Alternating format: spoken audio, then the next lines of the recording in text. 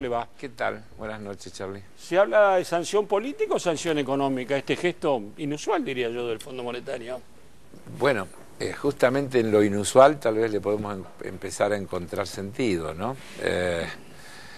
Yo podría decir que el Fondo hace pocos días creo que felicitó a España por lo eficaz de su gestión y hubo declaraciones también en el sentido de valorar todo lo que se estaba haciendo con la llamada política de austeridad en Europa para poner en orden los números. Una Europa que espera otro año difícil, ¿no? Que es este que viene, ¿no? Y todos los indicadores parecen marcar que sí, que va a seguir debajo de la línea de flotación.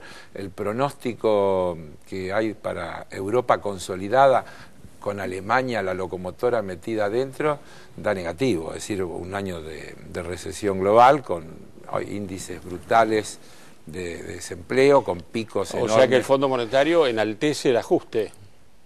No es novedad. No, pero lo sigue haciendo. El Fondo Monetario es consecuente con lo que ha hecho toda la vida. El asunto es en qué lugar se censura al Fondo Monetario, porque el Fondo Monetario se sigue atribuyendo, vaya a saber por mandato de quién, la potestad de seguir calificando a los estados soberanos, es decir, sigue teniendo ese rol de superestado soberano. Después de una crisis que volteó gobiernos en Europa, ¿no? Desde luego.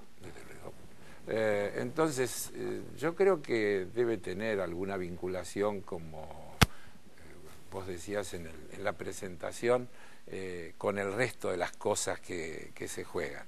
En primer lugar, la Argentina es un jugador desobediente. Obviamente, el contramodelo, de hecho, ¿no? Y de hecho, si las cosas le salen bien, porque se habla poco de que, por ejemplo, la gente de la OIT, que ha estado estos días en Argentina, ha resaltado... El presidente estuvo en un acto de la presidenta. Y ha resaltado el éxito de la política argentina en ese marco global de las medidas contracíclicas y de los estímulos para evitar que se agraven los temas como los del desempleo. Desde ese concepto de alumno desobediente, ¿esto sería un castigo como pegarle a los alumnos con la regla en la mano? ¿Vuelvan al pupitre? Y bueno, no hay duda que el ejemplo no solo de la Argentina, sino de la región, que en definitiva con matices tiene un conjunto de experiencias contramodélicas, digamos, que desobedecen, contrarían, no solo cuestionan las recetas del Fondo Monetario, cuestionan las resoluciones de la OMC. Aparte le pagaron al Fondo Monetario. Están planteando crear un tribunal arbitral regional para salir de la esfera del CIADI. Está en tela de juicio el tema de los paraísos fiscales. Argentina es un cuestionador permanente de la existencia de los paraísos fiscales, de este doble estándar con el que los países centrales actúan respecto a las políticas proteccionistas, es decir, quieren libertad de comercio para la colocación de sus productos, pero son notablemente proteccionistas respecto de los productos de nuestros países cuando tienen que entrar en sus propios mercados. Argentina tiene históricas dificultades con la carne, con los limones, con una cantidad de cosas. Con Estados Unidos, con Europa. Así es. Entonces, ese doble estándar que el Fondo representa y defiende, evidentemente no le gusta lo que está pasando en la Argentina. Pero a mí, de todo lo que más me molesta son las voces locales que siempre parecen estar más identificados con esos intereses que con los intereses nacionales, que tratando de generar oposición pueden estar a favor de que los ingleses manden tropas a las Malvinas, pueden estar a favor de que el fondo tenga una condena hacia la Argentina, condena que por otro lado, ¿vos sabés cuál es la primer sanción que esa condena trae aparejada? No. Que no se le puede pedir préstamos al fondo. Bueno, la Argentina, desde que Kirchner asumió, no está muy bien, nada. no, le pagamos, claro. La segunda sanción, pasado una cantidad de tiempo, si siguiera existiendo ese desacuerdo, es que te retiran el derecho al voto. El derecho al voto de los países en vía de desarrollo es insignificante, hay un cuestionamiento de Argentina y Brasil de integración al del sistema directorio. de integración y de representación del voto. Entonces, en realidad... Pero entonces, Carlos, esta idea de castigar políticamente tiene más sustento. Es un gesto político, apoyado por Estados Unidos, por Europa. Es un gesto político que yo creo que hay que verlo con la preocupación de que tiene que ver con lo que va a pasar hacia fin de mes en el tema del dictamen de la Cámara de Apelaciones respecto del reclamo de los fondos buitre. Los fondos buitre hacen lobby, tienen poder muy grande, hemos visto, está lleno de datos, de información al respecto, y a mí me parece que hay que verlo como una amenaza desde ese punto de vista. Evidentemente es el lobby financiero internacional que se mueve, que mueve todas sus influencias en el exterior, las locales, los medios que habitualmente parecen más voceros de esos intereses que de los intereses nacionales.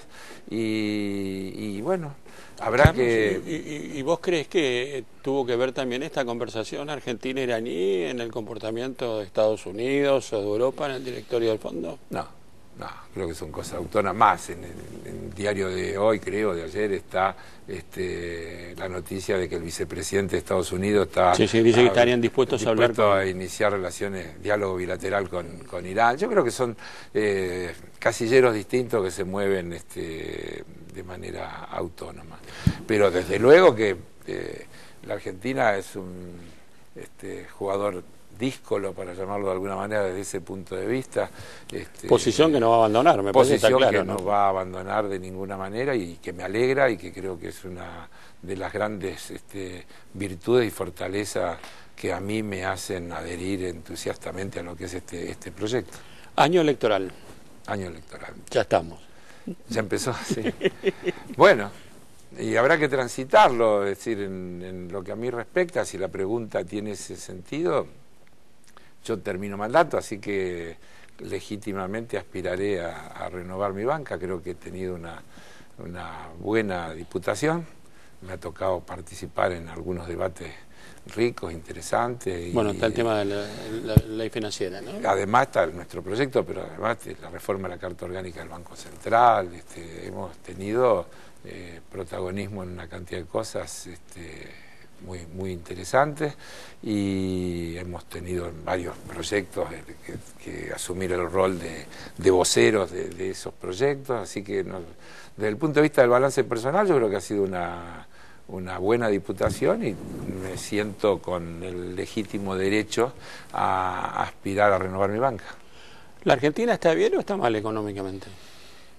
Yo creo que la Argentina está bien económicamente, sobre todo cuando la ponemos en el contexto de que es un país que está en el planeta Tierra, y en ese planeta Tierra que está arrasado por una recesión global que castiga desde la aplicación del modelo neoliberal en los países centrales, nosotros venimos resistiendo con grande fortaleza, aplicando todas esas políticas contracíclicas que creo que han sido muy exitosas. Cuando vemos que los índices de desempleo están en 6,9%, y que es 2 décimas más alto que el nivel más bajo de desempleo que hay en la Argentina desde los 90 para acá, por lo menos, creo que en un marco global donde el desempleo es uno de los flagelos que más golpea, donde uno mira los informes de la OIT que dicen que va a crecer el desempleo en el 2013 y en el 2014, cuando uno ve que ha habido recuperación efectiva del salario real, cuando uno ve que ha habido recuperación efectiva del valor de las jubilaciones, cuando uno ve el crecimiento que ha tenido el mercado interno, la recuperación de las pequeñas y medianas empresas, el crecimiento de la industria nacional por la política de sustitución de importaciones, etcétera, no puede otra cosa decir que estamos bien. Hay muchas cosas por hacer, sigue siendo un gran problema la cantidad de trabajo informal, que es altísimo. Y ¿La inflación? Hay bolsones, sigue siendo un problema a resolver el tema de la inflación y del aumento de los precios. Lo que pasa es que yo creo que el tema de la inflación, para encararlo, lo que hay que hacer, y creo que es una de las asignaturas pendientes, es una buena discusión de fondo sobre por qué hay inflación.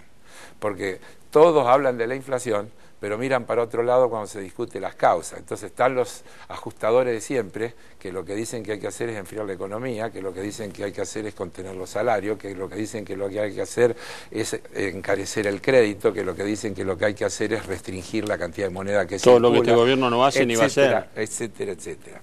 Y estamos los que creemos que la inflación es resultado de la puja distributiva, de una economía que todavía es excesivamente concentrada, que en los rubros fundamentales de la economía hay 3 o 4 empresas que son las formadoras de precios y que tienen el 70-80% de la producción, que hay que avanzar en la oferta diversificada, fortaleciendo el rol de las pequeñas y medianas empresas, y que a mi juicio la gran asignatura pendiente que tiene este proceso y este modelo es una reforma impositiva integral que, además de gravar cosas que están desgravadas como la renta financiera, y cuando hablo de la renta financiera no hablo de los plazos fijos, sino de la renta financiera verdadera, de la gran renta financiera, también habría que generar una progresividad impositiva que limite la capacidad de generar rentabilidad que tienen las empresas que se han venido apropiando históricamente, no solo en la Argentina, sino en el mundo entero, de los aumentos de productividad que la revolución científico-técnica ha producido.